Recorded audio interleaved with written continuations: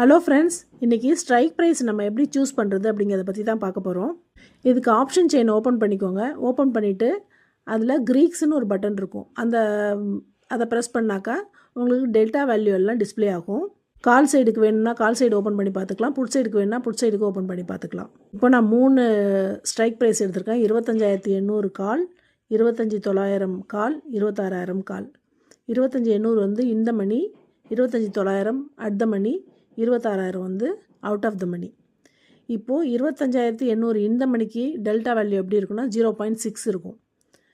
At the மணி 25,900க்கு 0.5 இருக்கும். Out of the மணி 26,000க்கு வந்து 0.4 இருக்கும். எப்படி கால்குலேட் பண்ணுறாங்கன்னா, இப்போ நிஃப்டி ஒரு 100 பாயிண்ட் மூவ்மெண்ட் கொடுத்துருக்குன்னா இந்த மணிக்கு எப்படி மூவ்மெண்ட் இருக்குன்னா 0.6 இன்ட்டு 100, அப்போது 60 பாயிண்ட் மூவ் ஆகும்.